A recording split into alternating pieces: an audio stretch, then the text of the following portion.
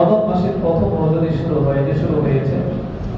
আল্লাহ তাআলা এই রজনী শুরু হওয়ার সাথে সাথে সমস্ত শয়তান এবং দুষ্ট জিনদেরকে তিনি শৃঙ্খলাবদ্ধ করে ফেলে, তিনি আপনার শিকল দিয়ে কি করে বেঁধে ফেলে। আর কি করে অগলি কথা আবওয়াবুন নার ফালাম ইফতাহ মিনহা বাব। আল্লাহ তাআলা রজনী শুরু হওয়ার সাথে সাথে জাহান্নামের সবগুলো দরজা বন্ধ করে দিয়েছিল। সুবহানাল্লাহ।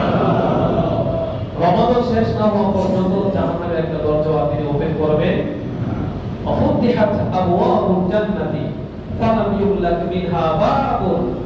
আল্লাহ রাসূল সাল্লাল্লাহু আলাইহি ওয়াসাল্লাম বলেন, এই রজনী শুরু হওয়ার সাথে সাথে আল্লাহ তাআলা তার কুদরতি সিস্টেমে জান্নাতের সবগুলো দরজা ওপেন করে দিয়েছেন। সুবহানাল্লাহ। রমাদান শেষ না হওয়া পর্যন্ত জান্নাতে একটা দরজা বন্ধ করা হবে না। ওয়াইলাহি মুনাদি ইয়া বাগিয়াল খায়র আকবিল। আর একজন আল্লাহর পক্ষ থেকে ফেরেশতা তিনি ঘোষণা শুরু করে দিয়েছেন, এই যারা নেককার আছো, আগে থেকে নেক কাজ করতে, তোমাদের নেক কাজের পরিধি আরো গতি আরো বৃদ্ধি করে দাও। সুবহানাল্লাহ। ওয়া বাগিয়াশ শাররি আকসির। আর যারা গুনাহ করতে নাফরমান যারা আছো, তোমরা আর কত গুনাহ করবে? রমাদান চলে এসেছে, মুক্তির মাস চলে এসেছে, রহমত বরকতের মাস এসেছে, সমস্ত শয়তানদেরকে বেঁধে ফেলা হয়েছে, জান্নাতের দরজা ওপেন করে তোমাদেরকে ডাকা হচ্ছে, জাহান্নামের দরজা বন্ধ করে দেওয়া হয়েছে। নাফরমান আর কত গুনাহ করবে? তোমাদের গুনাহ থেকে তোমরা ফিরে আসো। আর বলা হচ্ছে ওয়ালিল্লাহি মুতাকাউ ফিল লাইলা। আল্লাহ তাআলার পক্ষ থেকে মুতাকাউ মিনান নার, আল্লাহ তাআলার পক্ষ থেকে তিনি অসংখ্য মানুষকে তিনি কি করেন? জাহান্নাম থেকে মুক্তি দান করেন। ওয়াদালিকা ফি কুল্লি লাইলাতিন।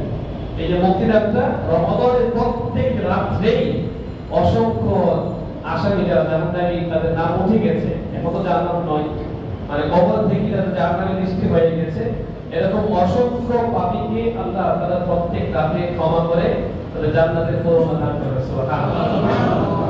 অতএব এই সমাজে অনেকগুলো ঘটনা পদ্ধতিভাবে ঘটে গেছে, আমাদের তো বোঝার শক্তি নাই, কিন্তু আসলে ঘটে গিয়েছে।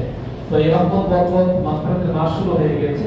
অতএব রাসূল আকরাম সাল্লাল্লাহু আলাইহি ওয়াসাল্লাম তার আমল এবং তিনি যে কথা বলছেন এবং তাকে দেখে সাহাবায়ে বলতেন যে রমাদান মাস আসলে কেমন যেন তিনি কবরে চাদর বেঁধে কিংবা গামছা বেঁধে যখন মানুষ কাঁধে নেমে পড়ে, এরকম তার আমলের পরিধি দেখলে মনে হতো তিনি কেমন যেন কবরে গামছা বেঁধে রমাদানে আমলের জন্য কি হতেন? প্রস্তুত হয়ে যেতেন। কিন্তু 2 মাস আগে থেকে প্রস্তুত ছিলেন।